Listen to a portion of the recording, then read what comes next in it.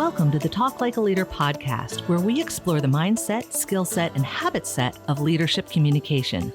Using these tips, techniques, and tactics, you'll be able to talk like a leader to build better relationships and get more done. Your host is Guy Harris, who has more than 20 years of combined professional and military experience in consulting, coaching, and training in areas like team and interaction dynamics, communication strategies and tactics, as well as emotional intelligence. Take it away, Guy. Hi, this is Guy Harris. Welcome to Talk Like a Leader. This week's episode is titled, We All Have Blind Spots. Now, a blind spot is a place where we just don't see clearly. Now, I'd use an example of your automobile. There are parts of your car that when you're sitting in the driver's seat facing forward are difficult for you to see. Different cars have different blind spots. Many of them are similar. There are certain parts that are behind you that without a mirror you probably couldn't see well, or if you don't turn your head, you're not going to see even what the mirror doesn't show you. So we have to adjust to see in our blind spot. We use mirrors, we turn our body, we adjust our perspective. And even when we do all that, the blind spot isn't completely clear. We get a glimpse of the car in the lane next to us as opposed to a very clear picture of it, that kind of thing. So we all have blind spots, just like cars have blind spots. It doesn't make the car defective because it has a blind spot. It's just the nature of the design. And we do things to adjust for it. Like I said, mirrors and pieces of glass so you can see in that direction, a window. Turn your body so you can adjust your perspective. We do things to adjust for our blind spots. It doesn't make them go away.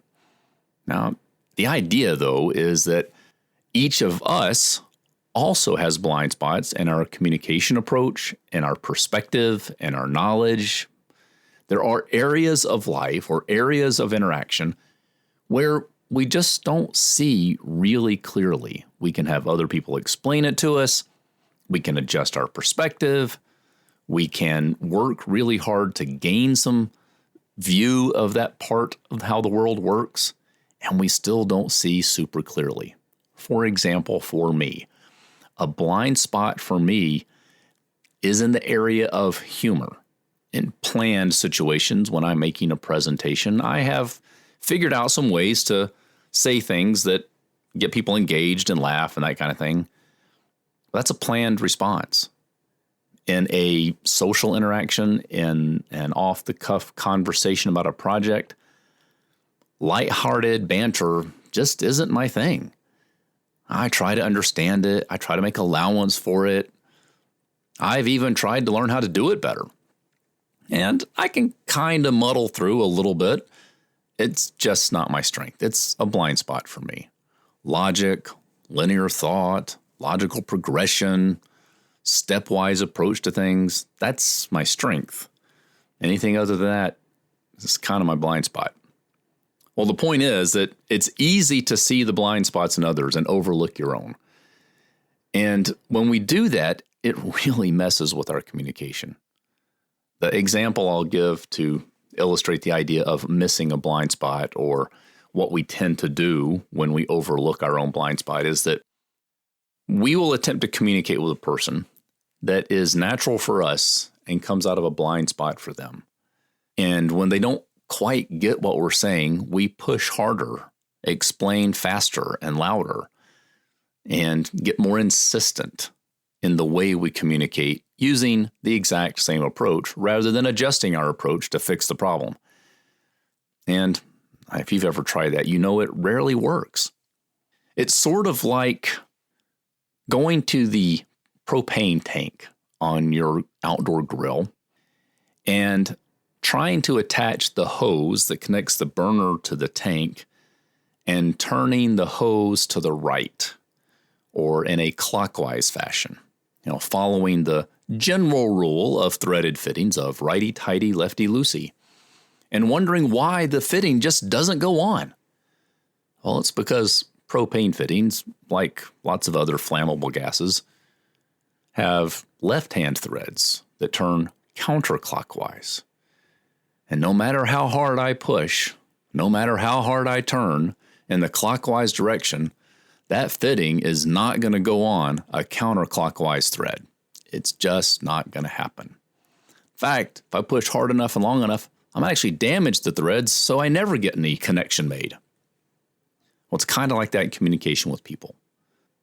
The harder we push in an approach that isn't connecting for the person, the more we risk damaging the relationship so that we'll never have effective communication, the more frustrated we get, and the worse the situation turns out.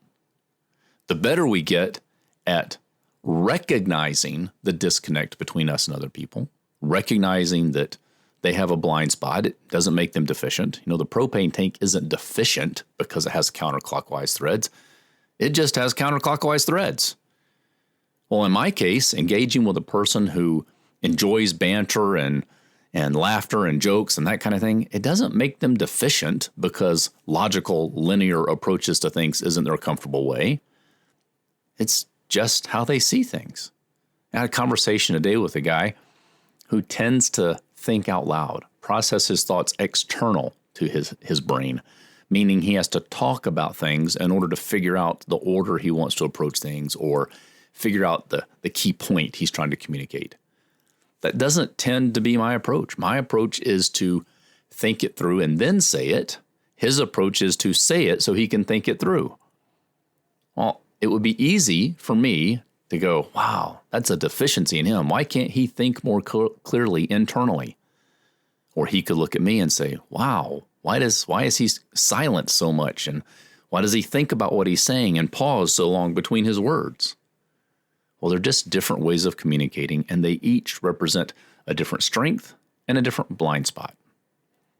Well, one of the things that's helpful is to recognize that we all have blind spots. And rather than focus on other people's blind spots and overlook our own, we can understand other people's blind spots, understand our own, and find different ways to communicate so that we don't have our blind spots bumping into their blind spots. Back when I was first entering the plastics industry, right as I came out of the Navy, I entered the world of polymer science. And at that point in time, even though I had been a submarine officer and had a chemical engineering degree and knew quite a bit about the chemistry we were talking about and quite a bit about the mechanical arrangement of how the pumps and valves and all worked in our process, I wasn't really knowledgeable of polymer science. Just didn't know that much about it yet. And there was an additive we put in one of our polymers that changed the way it behaved in the processing for our customers. And I was struggling a little bit to fully understand what was happening. At the time, my mentor at the time stopped, and rather than talk more about frictional coefficients and entanglement factors and things that I kind of maybe sort of understood but didn't completely understand, he stopped and said, Guy, the polymers we're working with are a lot like spaghetti noodles. They're really long, and they have pieces on them that kind of stick together.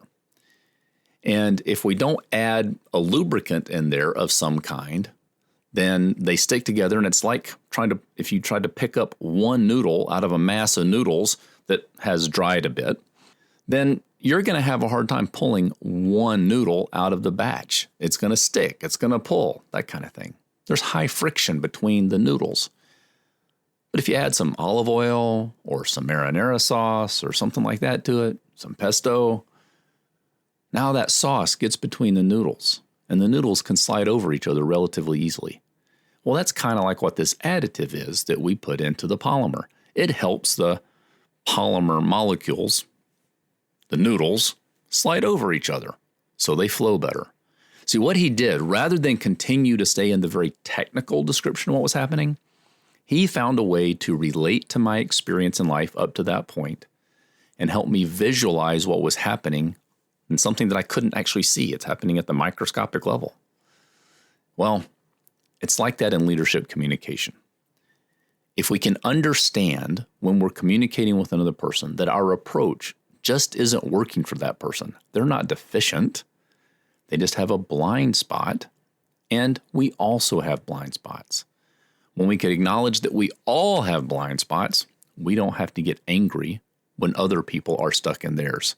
We can just adjust, change the delivery, and unlike the person trying to thread the fitting on the wrong direction, we can change our direction and get the threads to engage. So if you can be comfortable with the idea that we all have blind spots. Me, you, and everyone else. Not let those blind spots be a frustration point for you. Rather, just a realization that, hey, this is a blind spot. This is an area where I see things clearly and they don't, or they see things clearly and I don't. And figure out ways to navigate those blind spots with stories, illustrations, changes of approach.